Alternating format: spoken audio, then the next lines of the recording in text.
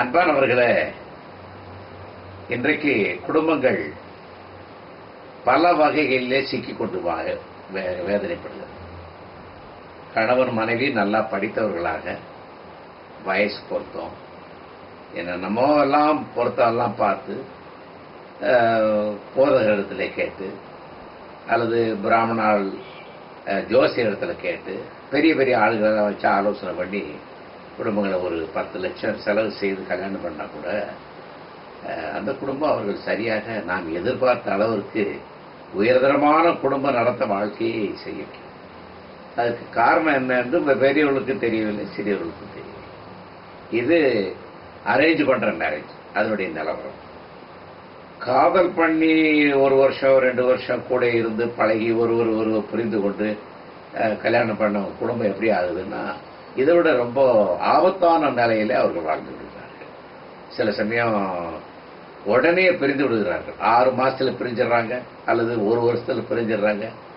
அதுல ஒரு குழந்தை வேற எப்படியோ வந்துடுது. இது இவருடைய அன்பு உறவுனால இல்லை, ஏதோ உணர்ச்சி வசப்பட்டது நிமித்தமாக ஒரு குழந்தை பிறந்தது.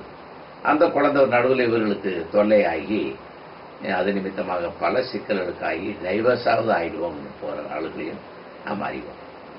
3ஆவதாக, வேலை செய்கிற இடத்துல பழக்கப்பட்ட நண்பர்கள் எல்லாம் சேர்ந்து சொன்னது நிமித்தமாகவும் அல்லது இவர்கள் ஏதாவது ஒரு தொழுகை கோயிலுக்கு போகிறாங்க அல்லது கிறிஸ்தவ ஸ்தாபனங்களில் ஜெப கூட்டத்துக்கு போகிறாங்க, பைபிள் ஸ்டடிக்கு போகிறாங்க. அங்கே இருக்கிறவங்களை வைத்து பார்த்து அவர்கள் வேறு எதையுமே கவனிக்கிறதில்லை. தன் அப்பா அம்மாவை பற்றி கவலைப்படலை, அவங்களுடைய படிப்பு என்னங்கிறது கவலைப்படலை, அவங்களுடைய விசுவாசம் மட்டும் போதும். அல்லது நண்பர்கள்லாம் சேர்ந்து சொன்ன ஒரு அருமையான தீர்மானத்தில் ஒப்புதலை தெரிந்து கொண்டு கல்யாணத்தை செய்து விடுகிறார்கள். இப்போ நம்ம நல்லா வாழ்கிறவங்களை பற்றியெல்லாம் நம்ம ஃபோக்கஸ் பண்ணலை. நம்முடைய ஐடியா நேர அவர்களை நோக்கி பார்க்குறதெல்லாம் பயங்கரமான முறையில் விழுந்து தன்னுடைய வாழ்க்கையை கெடுத்து கொண்ட குடும்பங்கள் தான் ஏராளம் என்று நியூஸ் பேப்பரும் சொல்லுது, குடும்பங்களும் சொல்லுகிறது, கோர்ட்டுகளும் சொல்லுகிறது. கோர்ட்டுகள் 30 வருஷத்துக்கு முன்னால் இவ்வளவு பெரிய வேதனையான சம்பவங்களையும் கோர்ட்டு கேஸுகளையும் எதிர்பார்க்கவில்லை. இப்பொழுது 10 ஆண்டுகளுக்கு உள்ளே ஏராளமான தம்பதியர்கள் குழந்தைகளை வைத்து கொண்டும் குழந்தை இல்லாமலும் இனிமேல் எங்களால் வாழ முடியாதுங்கிற நிலையில விவாகரத்து செய்து கொள்ள வேண்டும் என்று குடும்பங்கள் குறைந்து கொண்டிருக்கிறது.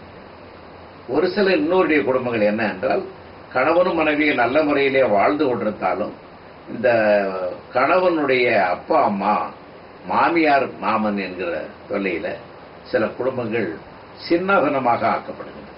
அப்படிப்பட்ட குடும்பங்களே எங்களுக்கு கேஸுகளை நமக்கு தெரியும்.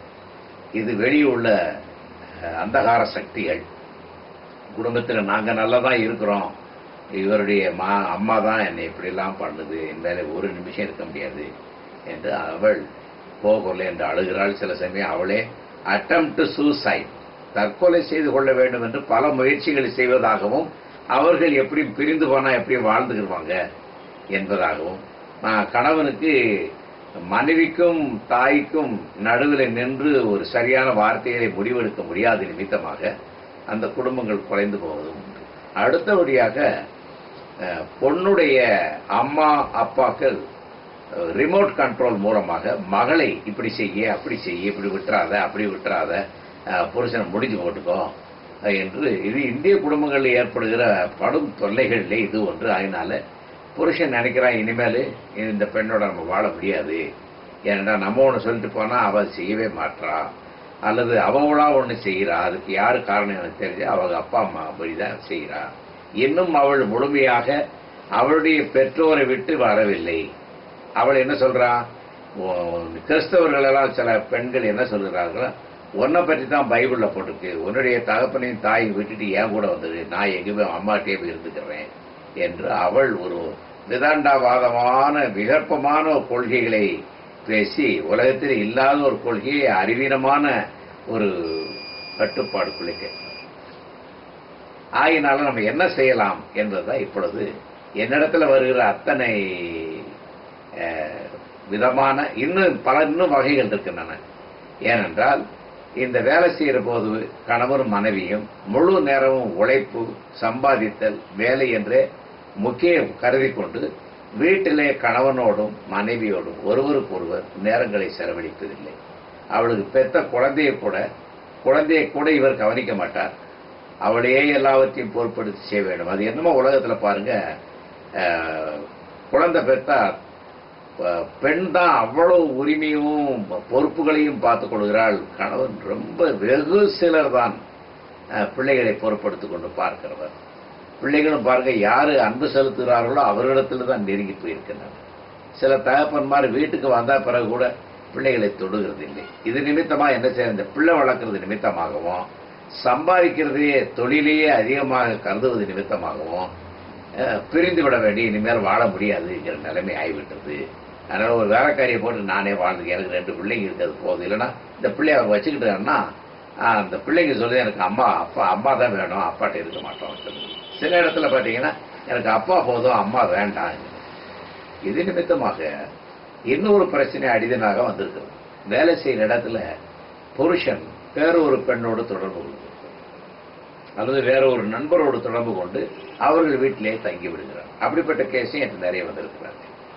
இந்த பெண்கள் ஒரு சிலர் புருஷன் சரியான முறையில் என்னை கவனிக்க மாட்டேங்கிறான், என் கூட வர்ற அந்த ஒரு கொலீகு இவ்வளோ அன்பா பாசமா வந்து வண்டியில் போகும்போது கூட என்னை எடுத்துகிட்டு வந்துடுறாரு, எவ்வளோ பிந்தி வந்தாலே என்னை கூட திரும்பி விடுறாரு, இவ்வளோ பாசமாக பேசுகிற எனக்கு கணவன் இல்லாதனால எனக்கு கணவனே வேண்டாம், நான் ஒரு தனி குடும்பம் நடத்துகிறேன் என்று அவரோடு ஓடிப்போனவர்களையும் எனக்கு நன்றாக தெரியும். இது நான் மலேசியாவில், சிங்கப்பூரில், இந்தியாவில், பிலிப்பைன் நாட்டில் சென்றபோது அங்கே நான் எப்படி கவுன்சிலிங் என் இடத்துல வந்தார்கள், அவர்களுக்கு எந்த விதமான காரியங்களை நான் உட்கிரகித்து டயக்னோஸ் பண்ணி அவர்களுக்கு இருந்து விடுதலை பெற கற்றுக் கொடுத்திருக்கிறேன். இப்படிப்பட்டவைகளை நான் உங்களுக்கு நிச்சயமாக பகுத்து குடும்பத்தில் வரும் என்னென்ன சிக்கல்கள், அந்த சிக்கல்களை எப்படி நாம் சமாளித்து அவைகளை தீர்வு காண்தல், அது நிமித்தமாக ஒரு இல்லறத்தை, வளமான ஒரு இல்லற வாழ்க்கையை கட்ட வேண்டும் என்று. இதில் முக்கியமாக நான் என்ன விரும்புகிறேன் என்றால், மதங்கள் இங்கே முக்கியமாக காணப்படாவிட்டாலும் மதங்கள் அடிப்படையில் தான் குடும்பங்களே அமைக்கப்படுகின்றன. அது உங்களுக்கு நீங்க ஏற்றாலும் ஏற்றுக்கிட்டாலும் கட்டாயம் சொல்லுவேன். முஸ்லீம் இடத்தை இஸ்லாத்துக்காரர்கள் போனாலும் சரி, அங்கே ஏராளமான ஜெபங்களும் வேதங்களும் வாசிக்கப்பட்டு அவர்களுக்கு நிக்காப்படுகிறார்கள். அதனால கடவுளை தேடித்தான் குடும்பமே ஆரம்பிக்கப்படுகிறது. காட்டு மிராண்டிகள் எடுத்து பார்த்தா கூட அவங்க ஏதோ ஒரு சாங்கியங்களை பண்ணி ஒரு வானத்தின் தேவதைகளையாவது வனத்தில் இருக்கிற தேவதைகளையாவது பலிகளை செலுத்தி அந்த 2 பேரையும் ஒரு குடும்பமாக இணைத்து வைத்தான் சமுதாயமே கூட நிற்கிறது. 2 பேரும் தனியாக ஓட்டி போக முடியாது என்றால் சமுதாயம் கூட நிற்கிறது. அவர்களிடத்தில் ஒரு சாங்கியம் என்கிற ஒரு ரிலீஜியஸ் ரிச்சுவல்ஸ்க்கு என்ன சொல்றது,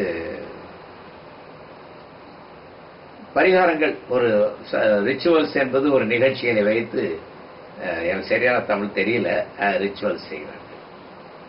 இந்து மதத்தில் எடுத்து இந்தியாவுடைய மதங்கள், நான் இந்து மதங்கிறது இந்து மதங்களோடு கிடையாது, இந்திய மதங்கள் எல்லாம் எடுத்து பார்த்தாலும் இந்தியர்கள் நிச்சயமாக வானங்களையும் சாஸ்திரங்களையும் கிரகங்களையும் நகர்ச்சிகளையும் பெயர்ச்சிகளையும் சேர்த்து பார்த்து வைத்து, என்ன கிரகத்தில் பிறந்தா இன்னார் கட்ட வேணும், எப்போ கல்யாணம் செய்யணும், எப்போ முகூர்த்தம் வருது, எந்த நேரத்தில் என்றெல்லாம் பார்த்து திருமணங்களை கடவுளிலே தான் ஆரம்பிக்கிறார்.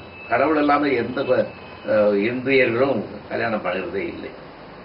கிறிஸ்தவர்களை எடுத்து பார்த்தாலும் அவர்களும் கூட எல்லா விதமான முக்கியத்துவங்கள் கொண்டு ஐயர்களையும் பிரீஸ்டுகளையும் சரியான பிரேயர்களை சொல்லி ஒவ்வொரு வார்த்தைகளுக்கும் அர்த்தத்தோடு சொல்லி அவர்கள் ஆலயத்தில் தேவாலயத்தில் செய்து அனுப்புகிறார். அதனால குடும்ப அமைப்பு என்னும் பொழுது religion is a must. When you think of a family, family has been only established on the basis of religion. அதனால மதங்கள் அடிப்படை இல்லாமல் குடும்பங்கள் இருக்க முடியாது. ஆகவேதான் அதை நான் வலியுறுத்த விரும்புகிறேன். ஏனென்றால் ஒவ்வொரு மதமும் என்ன வேல்யூவை உங்களுக்கு அது கட்டாயப்படுத்துது, என்ன அறங்களை அவைகள் கட்டாயப்படுத்துகின்றன. அந்த அறங்கள் இல்லாமல் நல்ல ஒரு குடும்பம் அமைக்க முடியாது. நிச்சயமா கடவுள் தேவை.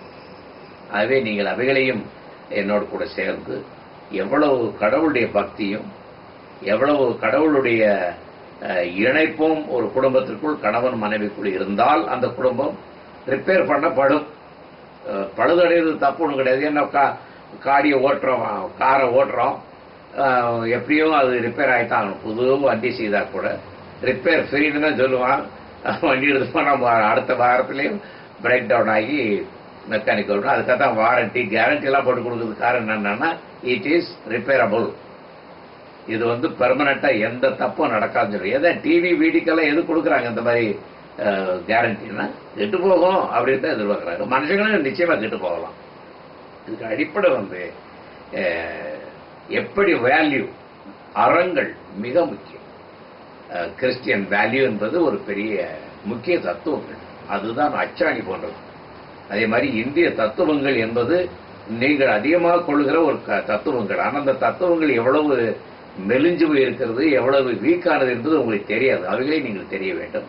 நான் ஒரு இந்தியன் மட்டும் அல்ல, புராதன மதங்களையும் காட்டு மக்களுடைய ஆதி குடிவாசிகளுடைய ஆவியின் வணக்கங்களையும் நம்முடைய இந்திய மக்களுடைய அத்தனை மதங்களுக்கும் என்ன மூல அடிப்படை என்பது நான் ஏதோ ஓரளவு நல்ல முறையில் படித்திருக்கிறேன். என்னுடைய புத்தகங்கள் எல்லாம் இதை குறிப்பிட்டிருக்கிறேன். இந்திய வேல்யூ அறங்கள், கிறிஸ்தவ வேல்யூ அறங்கள், இஸ்லாத்துக்கார பற்றி நான் சொல்ல விரும்பலை. ஏன்னா அவங்களுக்கும் ஒரு அறங்கள் இருக்குன்னா அதனுடைய அறங்கள் வந்து அவங்களுடைய கலாச்சாரத்தை பொறுத்து இருக்கு. இப்பொழுது அடுத்தது வேல்யூக்கு அப்புறம் வந்து கலாச்சாரம், culture. Culture is very very important. Because இந்தியர்கள் என்கிற ஒரு கலாச்சாரத்தில் தான் குடும்பங்கள் இயக்கப்படுகின்றன. அதே மாதிரி தான் மேலை நாட்டுக்காரர்களும் கலாச்சாரங்கிறத தான் அவங்க வைத்துக் கொண்டிருக்கிறார்கள். அவங்களுடைய கலாச்சாரம் நம்ம கலாச்சாரம் ஒன்றும் கிடையாது. நீ இங்கிலீஷில் பேசிட்டா உடனே நீங்கள் வெள்ளக்காரன் நினைக்க முடியாது. நீங்கள் எல்லாமே பேசுகிறது இந்தியர்களுடைய திங்கிங்கில் தான் பேசுகிறீங்க, உங்கள் வேல்யூவில் தான் பேசுகிறீங்க. இப்போ நான் இங்கிலீஷில் கூட சொன்னால் கூட நான் என்ன வேல்யூவில் சொல்கிறேங்கிறது ரொம்ப முக்கியம். அது நான் இந்தியன் கலாச்சாரத்தை தெரிந்தவனாக இருந்தோம், கலாச்சாரத்தை புஸ்தகமாக எழுதிக்கிறேன். உங்களுக்கு இந்தியன் கல்ச்சர் அண்ட் கிறிஸ்டியானிட்டி அவைகளை நீங்கள் எடுத்து பார்த்தாலும் கூட அத்தனை கலாச்சாரத்தில் கூட ஒரு கிறிஸ்டியன் வேல்யூ வந்து ரொம்ப இம்பார்ட்டன்ட். கிறிஸ்டியன் வேல்யூ என்பது அது வாழ்க்கைக்கு மிக முக்கியம். இவைகளை நீங்கள் நினைவு கொண்டு என்ன செய்யலாம், எப்படிப்பட்ட ஒரு குடும்பத்தை நாம் ரிப்பேர் பண்ணி சுமூகமாக வாழலாம். குறைவுகள் ஏற்படலாம், இடையிடையே நம்ம பிரேக் டவுன் ஏற்படுறது மாதிரி ஏற்படலாம். அவைகள் அதிகம் ஏற்படாதபடி காத்துக்கொள்வதும் வலுவான குடும்பத்தை ஏற்படுத்திக் கொள்வதும் எப்படி என்றும் நான் உங்களுக்கு கற்றுத்தர முடியும்.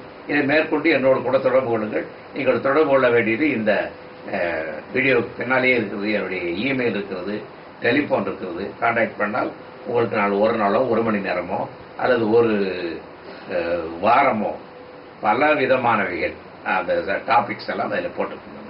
தொடர்ந்து நான் மறுபடியும் உங்களை பார்க்கும்படி அன்புடன் கேட்டுக்கொள்கிறேன்.